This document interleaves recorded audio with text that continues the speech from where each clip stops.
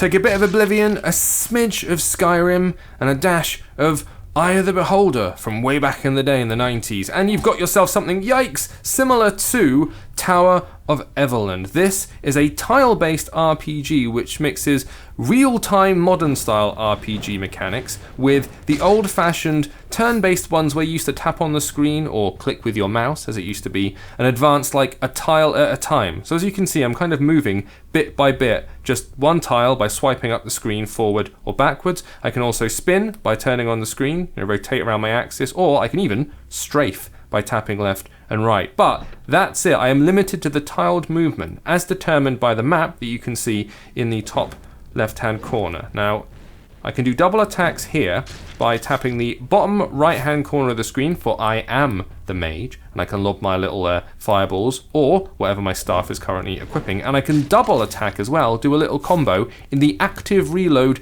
Gears of War shooter style if I tap just at the right time when you're in that yellow bar either side. Whoa! Hello, big spider, big spider. So, as you can see, got to do a lot of real-time dodging as well. I'm going to try and get him to my line of sight and then hit him with 1 and 2 double attack. He dropped goo and a little bit of coin. I like it. And I've also found my way out of this layer of the tower. So, this is an Apple Arcade game, and you have to effectively go through a number of towers which are, I'm not sure if they're randomly generated. I like to think they're not, but it's not like an open world that you rummage around or anything like that. There is a menu screen, and there are a series of quests from which you choose, and he's got a little bit more power than the rest of them do. And you have to try and work your way through the towers, fulfilling quests. And by that I mean kind of daily quests, and kill 19 orcs, and kill X number of these things, and level up as you go, and all that kind of stuff. So it's got the small burst mobile gameplay thing going on. Oh god, I can see that spider coming for me. 1, 2... Nice, lovely.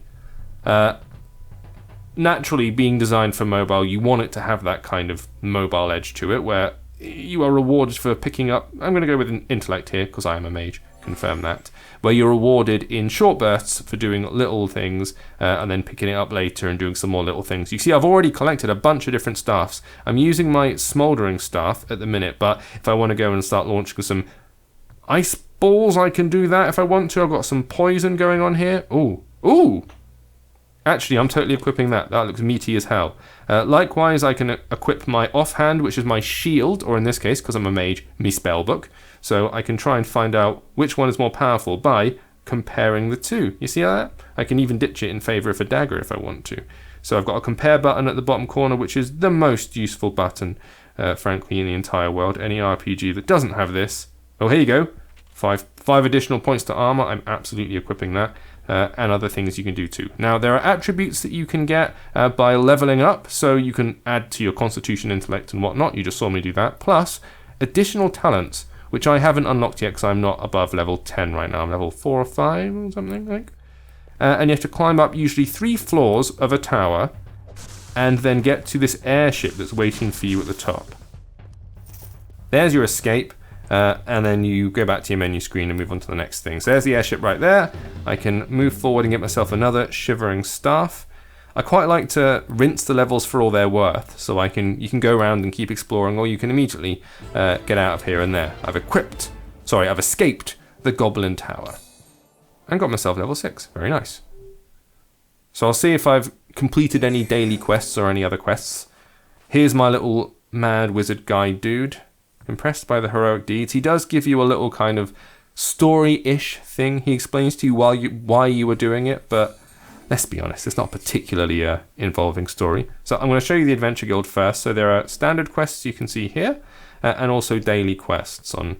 So I've already cleared a stone tower. I need to perform 6 blocks. I haven't been doing any blocking because I've been steering clear. And you've got 4 different tower difficulties. And every time you complete one of these, a couple more appear. So now we've got a level 6 one, this Vark's Lair, which will be a little bit trickier. But the Trading Guild has opened. What's this all about? I can actually get armor and that made, presumably. I've been picking up bits of gear, trinkets, and all that kind of stuff, which I can presumably now engineer by either buying them with my cash or by upgrading existing bits. So, see, I've already got myself a focusing guard, but, oh, that's an awful lot better.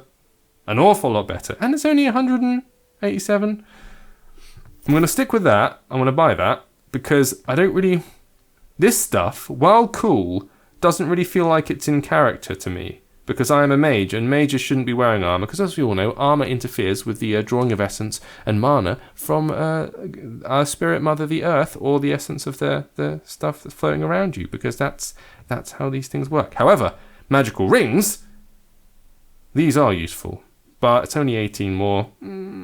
I'll leave it for the time being. I get that horrible feeling they're going to suddenly hit me with something that's very expensive, so I don't want to just start wasting money. I'm going to boost my constitution again. I'm kind of min-maxing intellect and constitution, because as a mage, your intellect is the thing that affects your spelly goodness. So I want to make sure that that is boosted as much as is humanly possible. Alright, let's get back to the town. I'm going to leave the store. We're going to go back to the guild here, and let's try this really heavy-duty one. I'm going to go level 6 and see how badly I get smashed. So you always start off outside the layer. Oh god, actually, already that spider looks way more aggro. Oh dear. Okay, right, cool. So this is a noticeable step up in aggression from my enemies. Let's push forward. We'll see if I can get his attention and get him to walk in my line. Come on, come on. And nice. 1, 2, 3. I need a 4th. Oh! Yeah, right. The moment you start needing 4 or 5 hits, it really does bam up the difficulty. Come here, spider. Come on. I'm going to taunt you. You can see him red on the map there. Yikes! And again. And again. Whoa, whoa! Whew. So now I need to make sure that I've got enough space where I can either hit them from a distance or back up as they approach me. In terms of like how I feel about this, I quite like it from what I've seen, though I get the impression we might hit sort of sameness problems.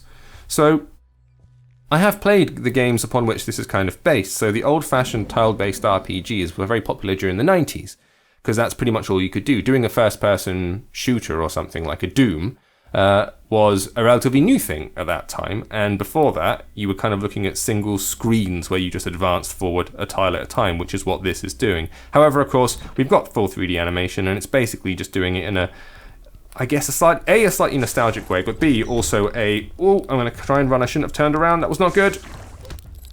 Yikes. Whew. And level 7. Thank crikey. Yeah, this is doing it in a way that's pulling on the older nostalgia threads and trying to make you remember, but also it's trying to make it a bit more streamlined for mobile play, presumably, because, as always, you know, dual screen controls can be a little bit iffy on mobile, and making it a simple move to swipe thing. Can I get that? No, I can't. Does make things a tad easier. Ooh, he's escaped me. Now, I don't like the fact these spiders look poisonous, and I'm wondering if my poisoned staff is maybe not having such a powerful effect against them. The poison damage is so strong, though. I really don't want to get rid of that. Anything more impressive? Not really. Feel like it's the most... Oh, hello! Hello! I've got an insanely powerful shivering staff. Right, that's it. Bust out the ice bolt, and I've got a new attribute I can pimp, so I'm going to pump up the constitution once again. I need them hit points. Right, let's ice bolt this fool. Yes, 3 strikes now. That's what I'm talking about. And I like the exploratory dungeon crawling aspect of these games. Wandering through dungeons and just like rinsing them for all they're worth. Finding chests and whatnot. That's always fun. But my only concern is that, like, if they all look like this, and they're all, you know, these 3... Hello! Got a tunic thing.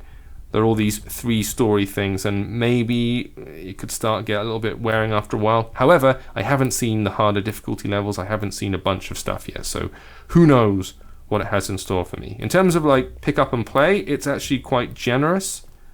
I didn't find it tough to get into, and even though it wears the trappings of a lot of RPGs, including leveling and all the stuff you'd find in a more complex RPG, it's a very streamlined way of presenting it.